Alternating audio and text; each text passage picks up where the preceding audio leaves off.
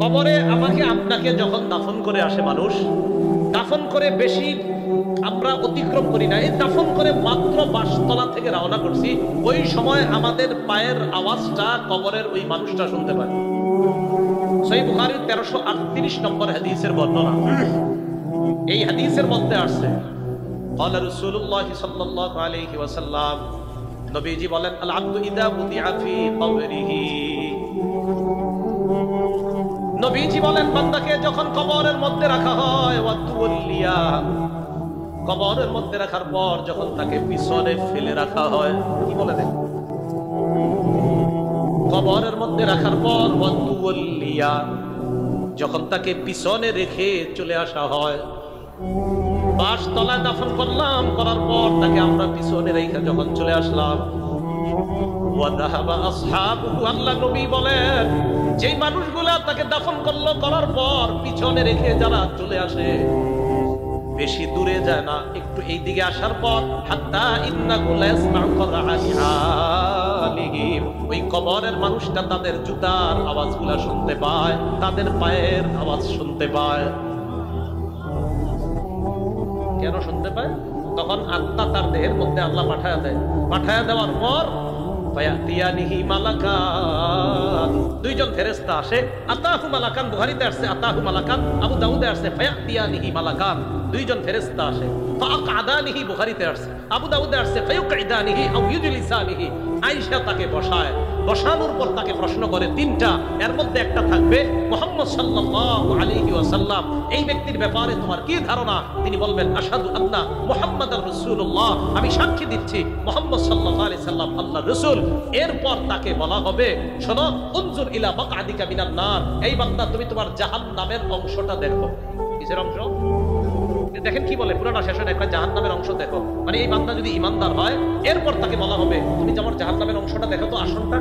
ওই ব্যক্তি তার জাহান্নামের আসনটা দেখবে, দেখার পর তাকে বলা হবে আবদালাকাল্লাহু মাকআদাম মিনাল জান্নাহ, তোমার এই জাহান্নামের আসনের পরিবর্তে পরিবর্তন করে আল্লাহ তোমাকে জান্নাতি আসন দান করছে। তিন প্রশ্নের উত্তর যদি সঠিকভাবে দেওয়া হয়, তা আল্লাহ বলেন আলহাকুমুত তাকাসুর হাত্তা যুরতুমুল মাকাবির, কবর পর্যন্ত তোমাদের এই প্রতিযোগিতা চলতে থাকবে। পরে কি বলে দেখেন, কবরে রাখা হলো, কাল্লা সাউফা তা'লামুনা সুম্মা কাল্লা সাউফা তা'লামুন, তোমরা জানতে পারবে, অবশ্যই তোমরা জানতে পারবে, কাল্লা লাউ তা'লামুনা ইলমাল ইয়াকিন, তোমরা বাস্তবিক অর্থেই জানতে, যদি জানতে, লাউ তা'লামুনা ইলমাল ইয়াকিন, বাস্তবিক জ্ঞানে, সঠিক জ্ঞানে, নিশ্চিত জ্ঞানে যদি তোমরা জানতে, লাতারাবুন্নাল জাহিম, আল্লাহ পাক রব্বুল আলামিন বলেন তোমরা অবশ্যই অবশ্যই জাহান্নাম দেখবে, বলেন নাউজুবিল্লাহ। সুম্মা লাতারাবুন্নাহা আইনাল ইয়াকিন, পরে আল্লাহ আবার গুরুত্ব দেয়, শোনো, বাস্তবিক চোখেই জাহান্নাম দেখবা, বাস্তব চোখ দিয়ে তোমরা জাহান্নাম দেখবা। পরে কি বলে দেখেন, সুম্মা লাতুসআলুন্না ইয়াওমা ইযিন আনিন নাঈম, অতঃপর অবশ্যই অবশ্যই তোমাদেরকে নিয়ামত সম্পর্কে জিজ্ঞাসা করা হবে। বলেন কি সম্পর্কে? রাসূলুল্লাহ সাল্লাল্লাহু আলাইহি সাল্লামের কাছে প্রথম দিকে ওহীর নিয়মটা ছিল, ঘুমের মধ্যে স্বপ্ন যুগে তিনি যা দেখতেন সেটাই ছিল ওহী, ঘুমে স্বপ্নে উনি যা দেখতেন এটাই ছিল কি ওহী। কানা লা ইয়ারা দিয়ান ইল্লা জাআত মিসলা ফালাকিস সুবহি, রাসূলুল্লাহ সাল্লাল্লাহু আলাইহি সাল্লাম স্বপ্নে যা দেখতেন এটা দিনের আলোর মতো স্পষ্ট হয়ে নবীজির সামনে উপস্থিত। তাহলে শুরুর দিকে ওহী ছিল রাসূলের স্বপ্ন, বাস্তবীদের স্বপ্ন সত্য। সুম্মা হুবিবা ইলাইহিল খালাক, এরপর নবীর নির্জনতা ভালো লাগা শুরু করলো, নির্জনতাকে প্রিয় করে দেওয়া হলো, তিনি নির্জনে থাকতে পছন্দ করেন। ওয়া কানা ইয়াখলু বিগারি হিরা,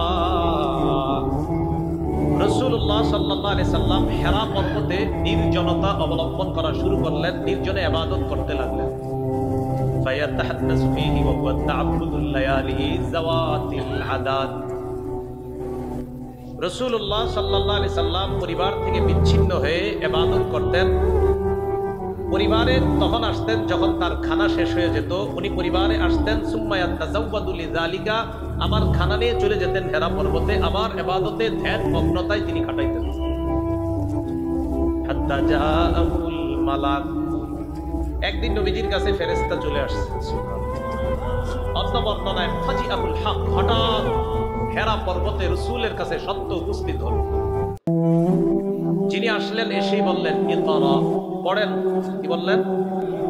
এখন দেখেন এই যে ইকরা, যিনি বললেন নবীজিকে, ইকরাটা কোন জায়গার আয়াত বলেন? কোথার আয়াত? তাহলে কোরআনের প্রথম ইকরা প্রমাণ করতে হলে হাদিস লাগবে। কোরআনের প্রথম ইকরা পড়েন, এটা প্রমাণ করার জন্য হাদিসের প্রয়োজন। বোঝা গেল শুধু কোরআন শুধু হাদিস না, কোরআন হাদিস দুইটাই। বললেন ইকরা, পড়েন। রাসূলুল্লাহ সাল্লাল্লাহু আলাইহি সাল্লাম জবাব দিলেন, মা আনা বিকারিন, আমি পড়তে জানি না। তাওয়াত্তানি হাত্তা বালাগা মিন্নিল জাহদা, আমাকে জিবরিল একটা চাপ দিয়েছে, চাপের কারণে আমার প্রচন্ড কষ্ট হয়েছে। সুম্মা আরসালানি, আবার ছেড়ে দিয়েছে। আবার আমাকে বললেন ইকরা, পড়েন। আমি বললাম মা আনা বিকারিন, আমি পড়তে জানি না। সুম্মা গাত্তানি সানিয়া, দ্বিতীয়বার আবার আমাকে চাপ দিলেন। চাপ দেওয়ার পর আবার আমার প্রচন্ড কষ্ট হয়। সুম্মা আরসালানি, আবার আমাকে ছেড়ে দিলেন। আবার বললেন ইকরা, পড়েন। আমি বললাম মা আনা বিকারিন, আমি পড়তে জানি না। সুম্মা গাত্তানি সালিসা, তৃতীয়বার আবার আমাকে চাপ দেয়। চাপ দেওয়ার পর আবার প্রচন্ড কষ্ট হয়। সুম্মা আরসালানি, আবার আমাকে ছেড়ে দেয়। এবার আমাকে বললেন ইকরা বিসমি রাব্বিকাল্লাযী খালাক, পড়েন রবের নামে যেই রব সৃষ্টি করেছেন। নবীজি বলেন যেই মাত্র বলছে রবের নামে পড়ার জন্য, আমি পড়লাম ইকরা বিসমি রাব্বিকাল্লাযী খালাক, খালাকাল ইনসানা মিন আলাক, ইকরা ওয়া রাব্বুকাল আকরামুল্লাযী আল্লামা বিল কলম, আল্লামাল ইনসানা মা লাম ইয়ালাম। রবের নামে যেই মাত্র পড়তে বললেন, 5টি আয়াত আমার মুখ দিয়ে আমার রব বের করে দিলেন। এখন এই যে কোরআনের ইকরা থেকে 5টি আয়াত আমরা প্রমাণ করলাম, কি দিয়ে প্রমাণ করলাম? কথা বুঝছেন? এটা কেন বললাম যে তাকাসুর, এটা যে কোরআনের সূরা, এই কথাগুলা যে আল্লাহর, প্রমাণ কি? প্রমাণ নবী বলছে সাহাবীদেরকে, সাহাবী পরবর্তী প্রজন্মকে বলছে। এইভাবে আস্তে আস্তে আমাদের পর্যন্ত আসছে। এটা আল্লাহর বাণী, এটা রাসূলের বাণী। আল্লাহর বাণী বুঝতে গেলে রাসূলের বাণী অবশ্যই লাগবে। শুধু কোরআন আর শুধু হাদিস, কোরআন বাদ দিয়ে হাদিস অথবা হাদিস বাদ দিয়ে কোরআন না, কোরআন সুন্নাহ, কোরআন হাদিস উভয়টা মানার নাম হলো মুসলমান। ভয়াবহ ফিতনা চলতেছে আমাদের, আল্লাহ বুঝার তৌফিক দান। তো তাকাসুর, সূরা তাকাসুর, এটা কেন নাযিল হলো? নাযালাত ফি কাবিলাতাইন মিন কাবাইলিল আনসার ফি বানিল হারিসা ওয়া বানিল হারিস। আনসারী গোত্রের দুটি গোত্রের ব্যাপারে এই সূরাটা অবতীর্ণ হয়েছে। একটা গোত্রের নাম বনুল হারিসা, আর একটা গোত্রের নাম বনুল হারিস। সহজে মনে রাখতে পারবেন, একটা নাম বনুল হারিসা, শেষে একটা গোলতা, আর একটা নাম বনুল হারিস। এই দুই বংশ তাফাখারু, খালি গর্ব করত, ওয়া তাকাসারু, আর প্রাচুর্যের প্রতিযোগিতা করত। আমগো বেশি, তোমগো চেয়ে আমগো বেশি, এই প্রতিযোগিতা খালি করত। আল্লাহ তাদেরকে লক্ষ্য করে এই সূরা নাযিল করলেন। আল্লাহ বলেন আল্লাহুমুত তাকাসুরু হাত্তা যুরতুমুল মাকাবির। আল্লাহকুম, তোমাদেরকে ভুলিয়ে দিয়েছে, আত-তাকাসুর, প্রাচুর্যের প্রতিযোগিতা তোমাদেরকে ভুলিয়ে দিয়েছে। কি ভুলিয়ে দিয়েছে? তাফসীরের কিতাবে আসছে আল্লাহকুমুত তাকাসুরু আন তাআতিল্লাহ, প্রাচুর্যের প্রতিযোগিতা তোমাদেরকে ভুলিয়ে দিয়েছে। আন তাআতিল্লাহ, আল্লাহর ইবাদত থেকে তোমাদেরকে গাফিল করে দিয়েছে, তোমাদেরকে ভুলিয়ে দিয়েছে। আল্লাহর যে ইবাদত করা দরকার, সম্পদের প্রতিযোগিতায় তোমরা এটা ভুলে গেছো। কতক্ষণ? হাত্তা যুরতুমুল মাকাবির, কবরে যাওয়া পর্যন্ত তোমরা এই প্রতিযোগিতা চলবে। যেদিন কবরে যাবা এদিন এই প্রতিযোগিতা শেষ হবে, এর আগ পর্যন্ত তোমাদের এই প্রতিযোগিতা চলতেই থাকবে। সহিহ বুখারীর বর্ণনা 6425 নম্বর হাদিস। এই হাদিসের মধ্যে আসছে আন্না রাসূলুল্লাহ সাল্লাল্লাহু আলাইহি ওয়াসাল্লাম বাআসা আবা উবাইদা ইবনে জাররাহ। ইলাল বাহরাইন ওয়া কানা রাসূলুল্লাহ সাল্লাল্লাহু আলাইহি ওয়াসাল্লাম সালাহা আহলাল বাহরাইন ওয়া আমারা আলাইহিম আল-আলা ইবনে আল-হাযরামি। মন দিয়ে শুনেন, রাসূলের এক সাহাবী নাম আবু উবাইদা ইবনুল জাররাহ। এই সাহাবীকে রাসূল সাল্লাল্লাহু আলাইহি সাল্লাম বাহরাইনে পাঠাইলেন। কোথায়? বাহরাইনের নাম শুনছেন কি আপনারা? কেন পাঠাইছেন? ইয়াতি বিজিজিয়াতিহা, ট্যাক্স আনার জন্য।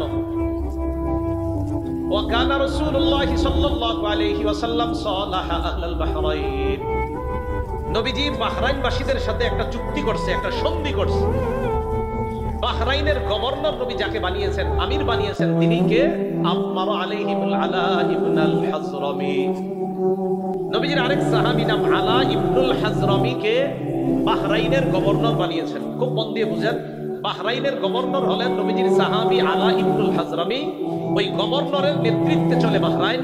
তো বাহরাইনবাসীদের যে ট্যাক্স গুলা, এগুলা আনার জন্য নবী তার আরেক সাহাবী আবু উবাইদাকে পাঠাইলেন, যাও বাহরাইন থেকে ট্যাক্স নিয়ে মদিনায় আসো। এতটুকু বুঝছেন নি সবাই?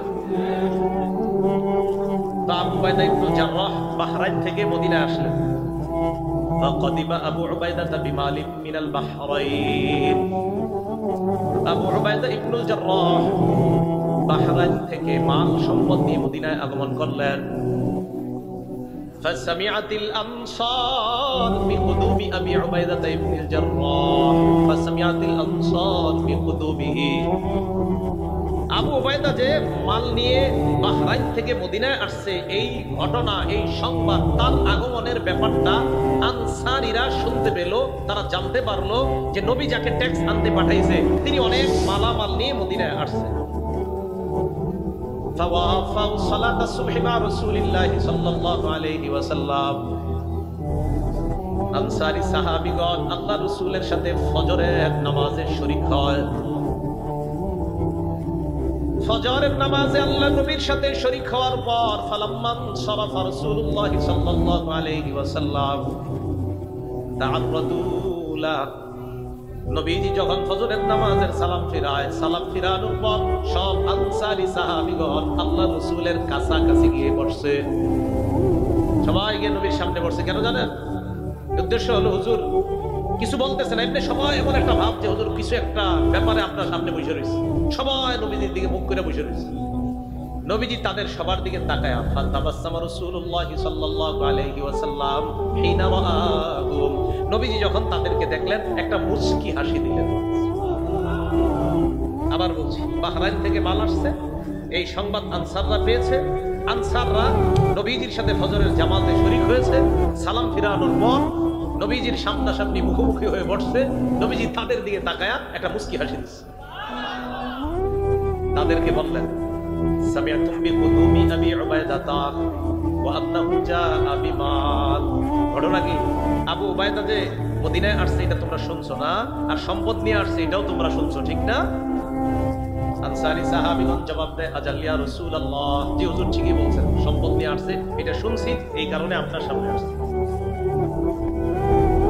নবীজি বললেন, আবশিরু, সুসংবাদ গ্রহণ করো, ওয়া আমিলু মা ইয়াসুররুকুম, আশা করো যা তোমাদেরকে আনন্দিত করবে। এবার আল্লাহর নবী বলেন, শোনো তোমরা, মাল ফাকরা আখশা আলাইকুম, দারিদ্রতা তোমাদের উপর আসবে এই আশঙ্কা আমি নবী করি না। দারিদ্রতার কারণে তোমরা কষ্টে থাকবা এই আশঙ্কা আমি করি না। মাল ফাকরা আখশা আলাইকুম, আমি তোমাদের ব্যাপারে এই আশঙ্কা করি না তোমরা দারিদ্রতার মধ্যে পড়বা, এই আশঙ্কা করি না। ওয়ালাকিন আখশা আলাইকুম আন তুবসাতা আলাইকুমুদ দুনিয়া কামা বুসিতাত আলা মান কানা ক্বাবলাকুম। আমি আশঙ্কা করছি অতীত জামানার মানুষের সামনে যেমনি ভাবে দুনিয়াকে বিছিয়ে দেওয়া হয়েছে, দুনিয়ার চাকচিক্য আর সৌন্দর্য বিছিয়ে দেওয়া হয়েছে, তেমনি ভাবে তোমাদের সামনেও এই দুনিয়াকে বিছিয়ে দেওয়া হবে। আমি এই আশঙ্কা করছি, দারিদ্রতার আশঙ্কা করি না, বরং তোমাদের সামনে টাকা পয়সা, অঢেল ধন সম্পত্তি আসবে, আমি এই আশঙ্কা করতেছি। এরপর নবীজি বলেন,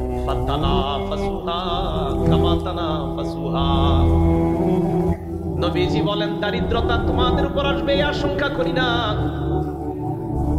দুনিয়া তোমাদের উপর বিছিয়ে দেওয়া হবে, তোমাদের সামনে ওইভাবে বিছিয়ে দেওয়া হবে যেমন অতীত জামানার মানুষের সামনে দুনিয়া বিছিয়ে দেওয়া হয়েছে। এরপর দুনিয়া পাওয়ার জন্য তোমরা প্রতিযোগিতা করবা যেইভাবে আগের জামানার মানুষগুলা দুনিয়া পাওয়ার জন্য প্রতিযোগিতা করত। রাসূলুল্লাহ সাল্লাল্লাহু আলাইহি সাল্লাম শেষের দিকে বললেন, ফাতুলহিয়াকুম কামা আলহাতুহুম, এরপর দুনিয়া পাওয়ার পর এই দুনিয়া তোমাদেরকে আল্লাহর ইবাদত থেকে গাফেল করে দিবে, যেমনি ভাবে তাদেরকেও দুনিয়া আল্লাহর ইবাদত থেকে গাফেল করে দিয়েছে। নাউজুবিল্লাহ। বুঝছেন হাদিসটা সবাই? আমি আশঙ্কা করছি এত বেশি দুনিয়া তোমরা পাবে, অতীত জামানার মানুষ যেমন পেয়ে আল্লাহরে ভুলে গেছে, তোমরাও এত পরিমাণ দুনিয়া পাবে। এই দুনিয়া তাদেরকে যেমন আল্লাহ ভুলিয়ে দিয়েছে, আমার আশঙ্কা দুনিয়া তোমাদেরকেও না জানি আল্লাহর ইবাদত ভুলিয়ে দেয়। আল্লাহ আমাদের সকলকে, আমরা যেন টাকা পয়সার মালিক হওয়ার পরে আসল মালিককে ভুলে না যাই। আল্লাহ আমাদেরকে ভুলে যাওয়ার খাতায় যারা আছে তাদের থেকে হেফাজত করুন। সম্পদ হওয়া খারাপ না, কিন্তু সম্পদ হওয়ার পর আল্লাহরে ভুলে যাওয়া এটা অবশ্যই খারাপ। আল্লাহ বুঝার তৌফিক দান করেন। আল্লাহ বলেন, আল্লাহুত তাকাসুর, প্রাচুর্যের প্রতিযোগিতা তোমাদেরকে ভুলিয়ে দিয়েছে আল্লাহর ইবাদত থেকে। সহিহ মুসলিম শরীফের বর্ণনা 2958 নম্বর হাদিস, 2958 মাদ্রাসার পাঠ্যপুস্তক অনুসারে। আর যাদের পকেটে মোবাইল আছে মোবাইল অনুযায়ী 7310 নম্বর হাদিস মুসলিম শরীফ। এই হাদিসের মধ্যে আছে, قال رسول الله صلى الله عليه وسلم يقول ابن آدم مالي ومالي, নবীজি বলেন আদম সন্তান বলে আমার সম্পদ, আমার সম্পদ, গাছ আমার, বাড়ি আমার, ঘর আমার, টাকা আমার, কলেজ আমার, অমুকটা আমার, সব আমার। বলে না হুজুর এই জায়গাটা আমার, আলহামদুলিল্লাহ গত মাসে কিনছি, হুজুর আমার 4টা বাস, হুজুর আমার 10টা অমুক। নবীজি বলেন আদম সন্তান বলে মালি মালি, আমার সম্পদ, আমার সম্পদ, আমার সম্পদ। আল্লাহ নবী বলেন তোমার সম্পদ মাত্র 3টা। বলেন কয়টা? আদম সন্তান কয় আমার সম্পদ, আমার সম্পদ। নবীজি কয় তোমার সম্পদ মাত্র 3টা। 1 নাম্বার, হাল্লাকা ইবনা আদম মিন মালিকা ইল্লা মা আকালতা ফাআফনাইতা। 1 নাম্বার, তুমি যা খাইলা, খাওয়ার পর যা পিছনের রাস্তা দিয়ে বের করলা, এটাই তোমার 1 নাম্বার সম্পদ। যা খাইছেন এটাই 1 নাম্বার। 2 নাম্বার, আউলামিস্তা ফাআবলাইতা, যা পরিধান করলা, করার পর পুরাতন হয়ে গেছে, এটা আর পরো না, এটা তোমার সম্পদ। 3 নাম্বার, আও তাসাদদাকতা ফাআমজাইতা, সদকা করার পর তোমার সম্পদ যদি শেষ হয়ে যায়, এটাই তোমার সম্পদ। এই 3 সম্পদ ছাড়া তোমার সম্পদ নাই। মনে থাকবে নি? আদম সন্তানরা আমার সম্পদ, আমার সম্পদ, আমার গাড়ি, আমার বাড়ি। নবী কয় সম্পদ 3টা। 1 নাম্বার যা খাইছো, 2 নাম্বার যা পরিধান করছো, 3 নাম্বার যা সদকা করছো। বাকি প্রথম 2টা তো তুমি যা খাইছো আর যা পরিধান করছো, এটার তো কার্যকারিতা হবে না। শেষেরটা যেটা সদকা, এটা আল্লাহর কাছে পেয়ে যাবো। তাহলে আমাদের সম্পদ কয়টা? খাইছি, পরিধান করছি, দান সদকা করছি, এই 3টাই সম্পদ। قال رسول الله صلى الله عليه وسلم يتبع الميت ثلاثه, আল্লাহ নবী বলেন মৃত ব্যক্তিকে যখন কবর পর্যন্ত নিয়ে যাওয়া হয় তার সাথে 3টা জিনিস যায়। জোরে বলেন কয়টা? আল মাল ওয়াল আহল ওয়াল আমাল। 1 নাম্বার সম্পদ, 2 নাম্বার পরিবার, 3 নাম্বার আমল নামা। বলেন তো আমি আপনি মারা গেলে কবর পর্যন্ত আমাদের সাথে কয়টা জিনিস যাবে? 1 নাম্বার সম্পদ, 2 নাম্বার পরিবার, 3 নাম্বার আমল। বলেন 1 নাম্বার, 2 নাম্বার, 3 নাম্বার। নবীজি বলেন ইয়ারজিউ ইসনান, 2টা ফিরে আসবে। ওয়ায়াবকা ওয়াহিদ, একটা বাকি থাকবে।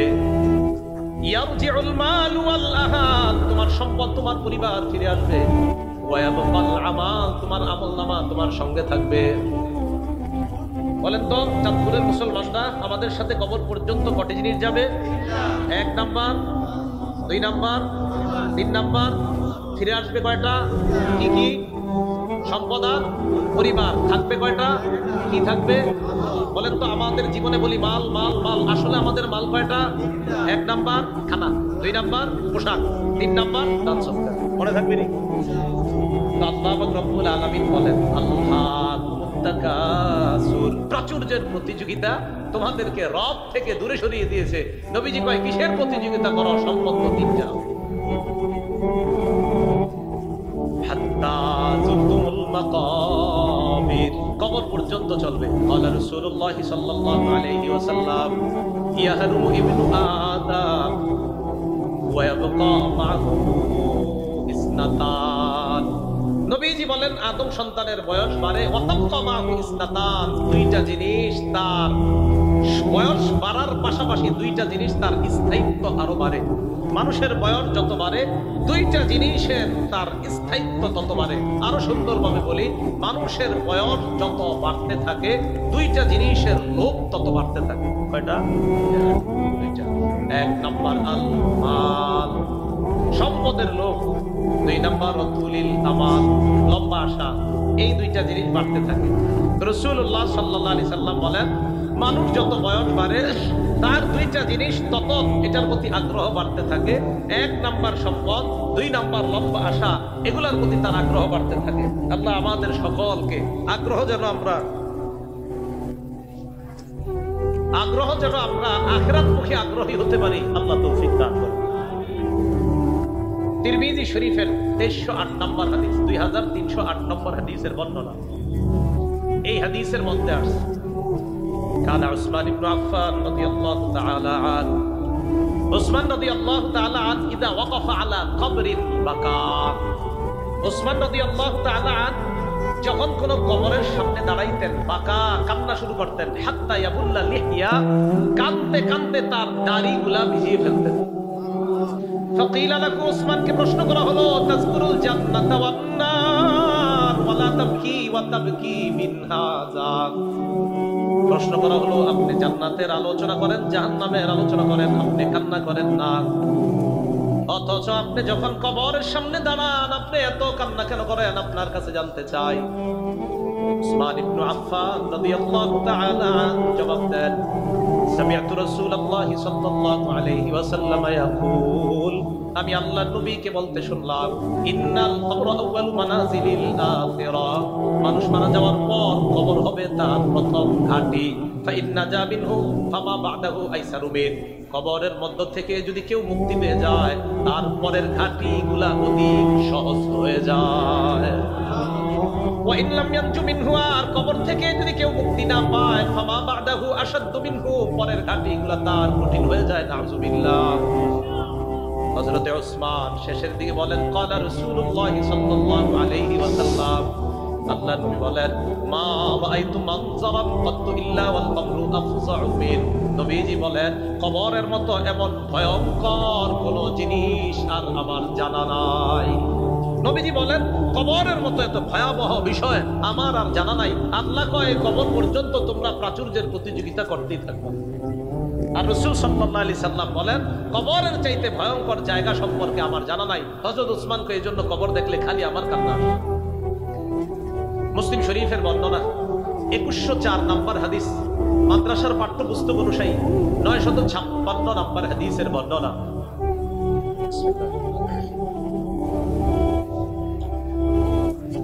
আলহামদুলিল্লাহ। এই হাদিসের মধ্যে আসছে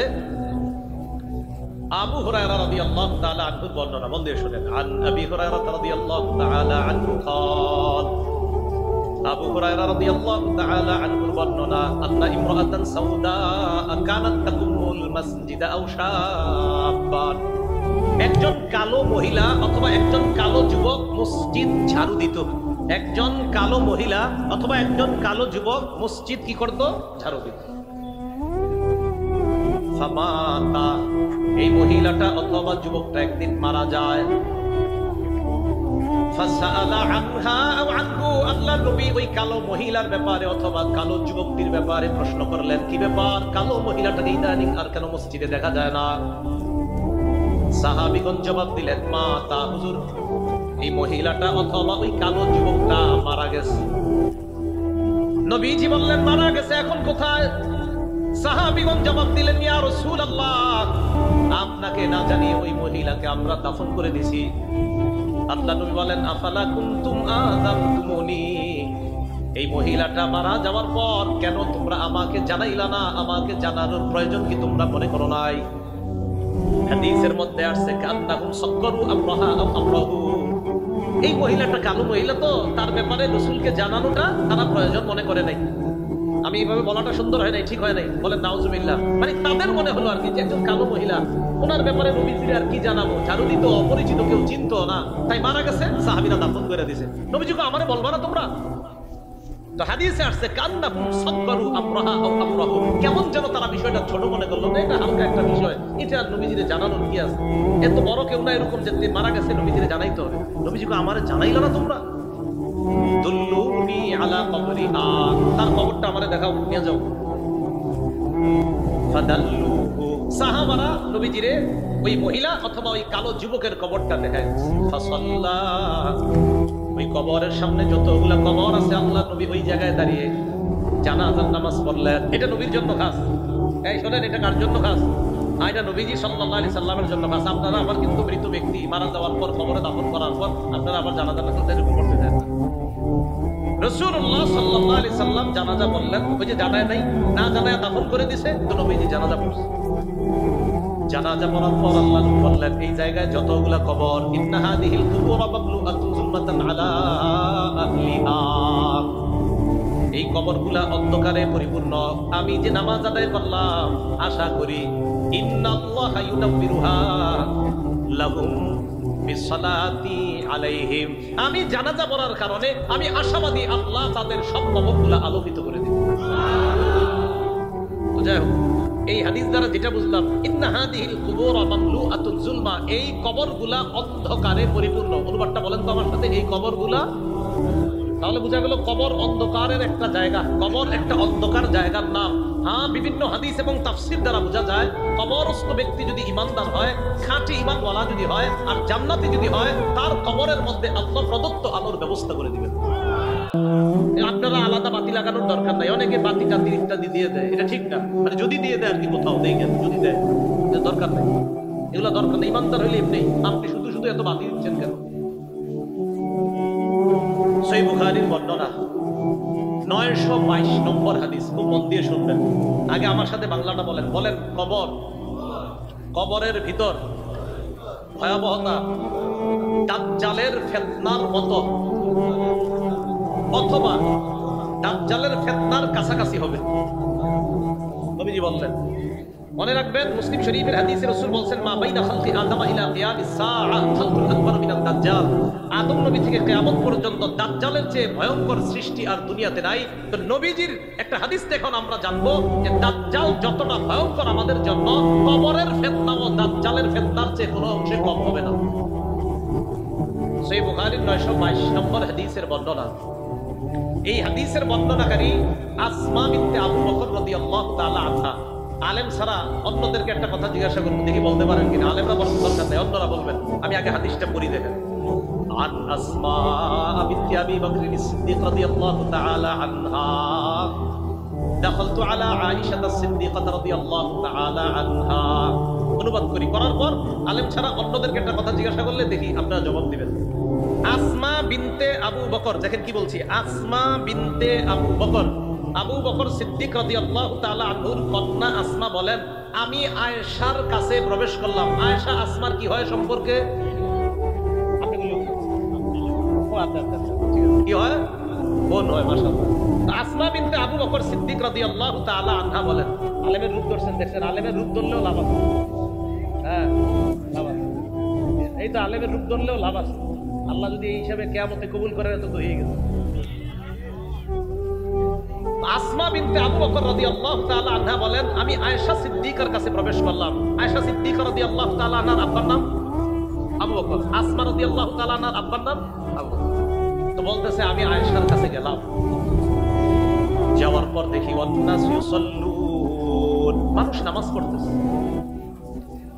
আমি আয়েশাকে প্রশ্ন করলাম, মা শাআনুন নাস, আয়েশা কি হইছে, মানুষের কি হইছে, নামাজ পড়ে কেন? আশারাত বিরাসিহা ইলাস সামা, আম্মাজান আয়েশা মাথা দিয়ে ইঙ্গিত করলেন আকাশের দিকে, এমন করলেন। আম্মাজান আয়েশাকে আসমা বললেন, কি হইছে আয়েশা, ঘটনা কি, মানুষ নামাজ পড়ে কেন? আম্মাজান আয়েশা এমন করলেন, ইশারা করলেন এভাবে। তো আসমা রাদিয়াল্লাহু তাআলা আনহা বললেন, আয়াতুন, কোন নিদর্শন দেখা গেছে আসমানে? আম্মাজান আয়েশা বললেন, হ্যাঁ, নিদর্শন, কিছু একটা নিদর্শন চলতেছে আসমানে, এটা দেখা গেছে। তো কিছু কিছু হাদিসের ব্যাখ্যায় জানা যায় যে এই নিদর্শনটা হলো সূর্য গ্রহণ লাগছে। লাগছে? সূর্যগ্রহণ। সূর্যগ্রহণ হয় না? সূর্যগ্রহণ। তো আসমা রাদিয়াল্লাহু তাআলা আনহা বলেন, মহিলারা আমরা যারা আছি আমরাও পিছনে দাঁড়ায় রইলাম। নবীজি সাল্লাল্লাহু আলাইহি সাল্লাম আতানা রাসূলুল্লাহ সাল্লাল্লাহু আলাইহি সাল্লাম, নবীজি লম্বা কেরাত দিয়েছে, অনেক লম্বা কেরাত দিয়া নামাজটা পড়তেছে। আসমা বলেন যে এত লম্বা কেরাত পড়তেছিলেন আর নামাজ এত লম্বা করলেন, এক পর্যায়ে হাত্তা তাজাল্লানিল গাশিয়ু, আমি বেহুশ হয়ে গেছি। এত লম্বা নামাজ পড়লেন, আমি বেহুশ হয়ে গেছি। তারপর বাইলা জাম্বি কিরবাতুন ফিহা মাউন, আমার পাশে একটা পাত্র ছিল, এই পাত্রের মধ্যে পানি ছিল। ফাজআলতু আসুব্বু মিনাল মা ফাজআলতু আসুব্বু আলা রাসি, আমি পানি নিয়ে নিয়ে আমার মাথার উপরে ঢালতেছিলাম। তো মাথার উপর পানি যখন আমি ঢালতেছিলাম, এক পর্যায়ে রাসূলুল্লাহ সাল্লাল্লাহু আলাইহি সাল্লাম ইনসারাফা, নামাজের সালাম ফিরাইলেন। হাত্তা তাজাল্লাতি শামসু, ইতিমধ্যে সূর্য তার স্বাভাবিক অবস্থায় ফিরে আসছে। এতটুকু বুঝছেন নি? আচ্ছা। সুম্মা ক্বালা রাসূলুল্লাহ সাল্লাল্লাহু আলাইহি ওয়াসাল্লাম, নবীজি সাধারণত এই জাতীয় নামাজ পড়লে নামাজের পরে একটা ভাষণ দিতেন। নবীজি দাঁড়াইলেন, দাঁড়ানোর পর ভাষণ দিলেন, খুতবা দিলেন। খুতবার মধ্যে আল্লাহ নবী বললেন, মা মিন শাইইন লাম আকুন উরিতুহু, মা মিন শাইইন লাম আকুন উরিতুহু ইল্লা ক্বাদ রাআইতুহু ফি মাকামি। আল্লাহ নবী বললেন, এমন কোন জিনিস নাই যে আমাকে দেখানো হয় নাই আগে, আজকে আমি এই নামাজের মধ্যে সব দেখছি। আমি আবার বলছি, নবীজি বলছেন যে কোনো জিনিস আগে আমাকে দেখানো হয় নাই, আজকে নামাজের মধ্যে আগে যা দেখি নাই আজকে আমি সব দেখছি। পরে কি করে দেখেন, হাত্তাল জান্নাহ ওয়ান নার, এমনকি জান্নাত জাহান্নাম দেখছি। এটা এক বর্ণনা। মুসলিম শরীফের আরেকটা বর্ণনায় মজার কথা আসছে, সাহাবী যারা সামনে আছে আমার দিকে তাকান, হঠাৎ দেখে নবীজি নামাজের মধ্যে এমন করছে, বুঝেন নাই? নামাজের পরে সামনের কাতারের সাহাবী বললেন, হুজুর আপনি নামাজে আজকে যে কাজ করছেন এটা তো আগে করতে দেখিনি, কি হয়েছে? আপনারা আবার কিন্তু কইরেন নাই, নবীজির জন্য কিছু খাস ইবাদত, এটা আপনারা কইরেন না। তো নবীজি বললেন, আমি যখন এমন করছি, আমি জান্নাতের আঙ্গুরের ছড়ি দেখছি, ওইটা আমি ধরতে চাইছি। যদি একটা ছড়ি আনতে পারতাম তাহলে তোমরা যতদিন দুনিয়াতে থাকতা খাইতে পারতাম। আপনারা কি নামাজের ছড়ি দেখেন? দেখলে না হাত দিবেন, আপনি দেখেন না হাত দিয়েন না, এভাবে আপনারা নামাজ চিন্তা করেন। হাজির বিষয় আবার অনেকে চিন্তা করবো, বইলা গেছে তো আমি একটু নামাজ এরকম সামনে হাত বাড়াবো না, এরকম। তো সূর্য স্বাভাবিক অবস্থায় আসছে। রাসূলুল্লাহ সাল্লাল্লাহু আলাইহি সাল্লাম বললেন, জান্নাত জাহান্নাম দেখছি, জানো আর কি দেখছি? আন্নাহু ক্বাদ উহিয়া ইলাইয়া, আমাকে জানানো হয়েছে, আন্নাকুম তুফতানুনা ফিল কুবুর মিসলা আও করিবা মিন ফিতনাতিদ দাজ্জাল। নবীজি বলেন, আমাকে জানানো হয়েছে ওহীর মাধ্যমে, কবরের মধ্যে তোমাদেরকে ফিতনায় ফেলানো হবে। এই ফিতনাটা দাজ্জালের ফিতনার মতো হবে, অথবা দাজ্জালের ফিতনার কাছাকাছি হবে। নাউযুবিল্লাহ। ফিতনা যদি দাজ্জালেরটা হয়ে যায় কবরে, তাহলে তো খবর আছে। আল্লাহ আমাদেরকে হেফাজত করেন। তাহলে কবর অন্ধকার হবে, কবরের মধ্যে দাজ্জালের মতো ফিতনার মধ্যে পড়া লাগতে পারে। আল্লাহ হেফাজত করেন। তো এটাই বলতেছিলেন, আল্লাহ প্রাচুর্যের প্রতিযোগিতা চালাইতে থাকবা কতদিন জানো? বা কবরে না যাওয়া পর্যন্ত। বুখারী শরীফের বর্ণনা 1372 নম্বর হাদিস। এই হাদিসের বর্ণনাকারী আম্মা জান আয়েশা সিদ্দিকা রাদিয়াল্লাহু তাআলা আনহা, তিনি বলেন, আন্না ইয়াহুদিয়াতান দাখালাত আলা আয়েশা রাদিয়াল্লাহু তাআলা আনহা, এক ইহুদি নারী আম্মা জান আয়েশা সিদ্দিকার কাছে আসছে। আসার পর আম্মা জানকে জিজ্ঞাসা করলেন কবরের আযাবের ব্যাপারে। কোন আযাব? বলেন কোন আযাব? কবরের আযাব যে সত্য, এটা কি সবার বিশ্বাস আছে? আম্মা জান আয়েশাকে এক ইহুদি নারী কবরের আযাবের ব্যাপারে জিজ্ঞাসা করলেন। আম্মা জান আয়েশা সিদ্দিকা রাদিয়াল্লাহু তাআলা আনহা জবাব দিলেন, আযাকিল্লাহু মিন আযাবিল কবর, আল্লাহ তোমারে কবরের আযাব থেকে হেফাজত করুক। তুমি কি প্রশ্ন করলা? এই কথা আম্মা জান ওই নারীকে বলার পর ফাসাআলাত আয়েশা রাসূলুল্লাহ সাল্লাল্লাহু আলাইহি ওয়াসাল্লাম আন আযাবিল কবর। আম্মা জান আয়েশা সিদ্দিকা রাদিয়াল্লাহু তাআলা আনহা নবীজিকে কবরের আযাবের ব্যাপারে জিজ্ঞাসা করলেন। ফাকালা রাসূলুল্লাহ সাল্লাল্লাহু আলাইহি ওয়াসাল্লাম, নাআম। নবীজি বললেন, হ্যাঁ কবরের আযাব সত্য। বলেন কবরের আযাব সত্য। নবীজি বললেন, আযাবুল কবর, হ্যাঁ আয়েশা কবরের আযাব সত্য। কবরে আমাকে আপনাকে যখন দাফন করে আসে মানুষ, দাফন করে বেশি আমরা অতিক্রম করি না। এই দাফন করে মাত্র বাসতলা থেকে রওনা করছি, ওই সময় আমাদের পায়ের আওয়াজটা কবরের ওই মানুষটা শুনতে পায়। সহিহ বুখারীর 1338 নম্বর হাদিসের বর্ণনা। এই হাদিসের মধ্যে আসছে ক্বালা রাসূলুল্লাহ সাল্লাল্লাহু আলাইহি ওয়াসাল্লাম, নবীজি বলেন, আল আবদু ইযা উদিআ ফি কবরিহি, নবীজি বলেন বান্দাকে যখন কবরের মধ্যে রাখা হয়, ওয়া তুওয়াল্লিয়া, কবরের মধ্যে রাখার পর যখন তাকে পিছনে ফেলে রাখা হয়, কি বলে দেখ, কবরের মধ্যে রাখার পর ওয়া তুওয়াল্লিয়া, যখন তাকে পিছনে রেখে চলে আসা হয়, বাসতলায় দাফন করলাম, করার পর তাকে আমরা পিছনে রেখে যখন চলে আসলাম, ওয়া যাহাবা আসহাবুহু, আল্লাহ নবী বলেন যেই মানুষগুলা তাকে দাফন করলো, করার পর পিছনে রেখে যারা চলে আসে, বেশি দূরে যায় না, একটু এই দিকে আসার পর হাত্তা ইন্নাহু লা ইয়াসমাউ করাআনি আলিহিম, ওই কবরের মানুষটা তাদের জুতার আওয়াজগুলা শুনতে পায়, তাদের পায়ের আওয়াজ শুনতে পায়। কেন শুনতে পায়? তখন আত্মা তার দেহের মধ্যে আল্লাহ পাঠায়া দেয়। পাঠায়া দেওয়ার পর ফায়াতিয়ানিহি মালাকান, দুইজন ফেরেশতা আসে। আতাহু মালাকান বুখারীতে আসছে আতাহু মালাকান, আবু দাউদে আসছে ফায়াতিয়ানিহি মালাকান, দুইজন ফেরেশতা আসে। ফাআকাদানিহি বুখারীতে আসছে, আবু দাউদে আসছে ফায়ুকঈদানিহি আও ইউজলিসানিহি, আয়েশা তাকে বসায়, বসানোর পর তাকে প্রশ্ন করে তিনটা, এর মধ্যে একটা থাকবে মুহাম্মদ সাল্লাল্লাহু আলাইহি ওয়াসাল্লাম, এই ব্যক্তির ব্যাপারে তোমার কি ধারণা? তিনি বলবেন আশহাদু আন্না মুহাম্মাদার রাসূলুল্লাহ, আমি সাক্ষী দিচ্ছি মুহাম্মদ সাল্লাল্লাহু আলাইহি সাল্লাম আল্লাহর রাসূল। এরপর তাকে বলা হবে, শোনো, উনজুর ইলা মাকআদিকা মিনান নার, এই বান্দা তুমি তোমার জাহান্নামের অংশটা দেখো। কিসের অংশ? দেখেন কি বলে, পুরোটা শেষ হয় একবার জাহান্নামের অংশ দেখো, মানে এই বান্দা যদি ঈমানদার হয়, এরপর তাকে বলা হবে তুমি আমার জাহান্নামের অংশটা দেখো তো, আসনটা। ওই ব্যক্তি তার জাহান্নামের আসনটা দেখবে, দেখার পর তাকে বলা হবে আবদালাকাল্লাহু মাকআদাম মিনাল জান্নাহ, তোমার এই জাহান্নামের আসনের পরিবর্তে পরিবর্তন করে আল্লাহ তোমাকে জান্নাতি আসন দান করছে। তিন প্রশ্নের উত্তর যদি সঠিকভাবে দেওয়া হয়, তা আল্লাহ বলেন আলহাকুমুত তাকাসুর হাত্তা যুরতুমুল মাকাবির, কবর পর্যন্ত তোমাদের এই প্রতিযোগিতা চলতে থাকবে। পরে কি বলে দেখেন, কবরে রাখা হলো, কাল্লা সাউফা তা'লামুনা সুম্মা কাল্লা সাউফা তা'লামুন, তোমরা জানতে পারবে, অবশ্যই তোমরা জানতে পারবে। কাল্লা লাউ তা'লামুনা ইলমাল ইয়াকিন, তোমরা বাস্তবিক অর্থে জানতে, যদি জানতে, লাউ তা'লামুনা ইলমাল ইয়াকিন, বাস্তবিক জ্ঞানে, সঠিক জ্ঞানে, নিশ্চিত জ্ঞানে যদি তোমরা জানতে, লাতারাউন্নাল জাহিম, আল্লাহ পাক রব্বুল আলামিন বলেন তোমরা অবশ্যই অবশ্যই জাহান্নাম দেখবে। বলেন নাউজুবিল্লাহ। সুম্মা লাতারাউন্নাহা আইনাল ইয়াকিন, পরে আল্লাহ আবার গুরুত্ব দেয়, শোনো, বাস্তবিক চোখেই জাহান্নাম দেখবা, বাস্তব চোখ দিয়ে তোমরা জাহান্নাম দেখবা। পরে কি বলে দেখেন, সুম্মা লাতুসআলুন্না ইয়াওমা ইযিন আনিন নাঈম, অতঃপর অবশ্যই অবশ্যই তোমাদেরকে নিয়ামত সম্পর্কে জিজ্ঞাসা করা হবে। বলেন কি সম্পর্কে? হাত পা কান সব এগুলো আমাদের নিয়ামত। মুসলিম শরীফের বর্ণনা 5208 নম্বর হাদিসের বর্ণনা, রাসূলুল্লাহ সাল্লাল্লাহু আলাইহি সাল্লাম, আবু হুরায়রা রাদিয়াল্লাহু তাআলা আনহুর বর্ণনা, রাসূলুল্লাহ সাল্লাল্লাহু আলাইহি সাল্লাম একদিন বাসা থেকে বের হলেন। মন দিয়ে শুনেন কখন বের হয়েছে, হাদিসে আসছে খরাজা রাসূলুল্লাহ সাল্লাল্লাহু আলাইহি ওয়াসাল্লাম যাতা ইয়াউমিন আও যাতা লাইলা, নবীজি একদিন দিনের বেলা অথবা রাতের বেলা ঘর থেকে বের হয়েছে। হাদিস দ্বারা বোঝা যায় দিনের এমন সময়ে বের হয়েছে অথবা রাতের এমন সময়ে বের হয়েছে যেই সময় সাধারণত মানুষ ঘর থেকে বের হয় না। কথার কথা, দুপুর 2টা, 2:30, 3টা সাধারণত ব্যবসায়ীরাও খানা খাইতে যায়, রিক্সা চালক রিক্সাটা রাইখা খানা খায়, ওই টাইমগুলোতে মানুষ সাধারণত, আর এই গরমে তো বের হয়ই না এই টাইমগুলোতে।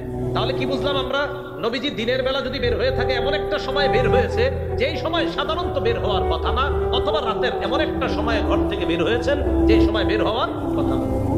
একটু মন দিয়ে শুনে না, কেন বের হয়েছে জানেন? আবু হুরায়রা রাদিয়াল্লাহু তাআলা আনহু বলেন, ফাইদা হুয়া বিআবি বকর ওয়া উমর, আল্লাহ নবী তাকায় দেখে আবু বকর ওমর বসা। নবীজি প্রশ্ন করলেন, মা আখরাজাকুমা ফি হাদিহিস সাআ, এই সময় কোন জিনিস তোমাদেরকে ঘর থেকে বের করলো, কেন এই সময় তোমরা ঘর থেকে বের হলা? সাহাবা দুইজন জবাব দেয়, ইয়া রাসূলুল্লাহ, ক্বালাল জুউ ইয়া রাসূলুল্লাহ, হুজুর ক্ষুধার কারণে ঘর থেকে বের হইছি। কিসের কারণে? ক্ষুধার যন্ত্রণায় ঘর থেকে বের হইছি। ক্ষুধার যন্ত্রণায় বের হইছে। হ্যাঁ। এবার নবীজি যে জবাবটা দেয় দেখেন কি বলে। নবীজি বলে, তোমরা ক্ষুধার কারণে বের হইছো? হ্যাঁ। আল্লাযী নাফসি বিয়াদিহি আনাল্লাযী আখরাজাকুমা। নবীজি বলেন, আখরাজানি আল্লাযী আখরাজাকুমা, আল্লাহর কসম, যেই খোদা তোমাদেরকে ঘর থেকে বের করে আনছেন ওই খোদা আমাকে বের করছে। তোমরা ক্ষুধার যন্ত্রণায় এই জায়গায় বসা, আমিও ক্ষুধার কারণে এই সময় এই জায়গায় আসলাম। নবীজি বললেন, কুমু, চলো আমার সাথে ওঠো। আল্লাহ নবীর সাথে সাহাবী দুইজন রওনা করলেন। এক আনসারীর কাছে গেলেন। যাওয়ার পর ওয়ালাইসা ফি বাইতিহি, আনসারী সাহাবী বাড়িতে নাই। নবীজি এক আনসারী সাহাবীর বাড়িতে গেলেন। ফাইযা হুয়া লাইসা ফি বাইতিহি, তিনি ঘরে নাই, বাড়িতে নাই।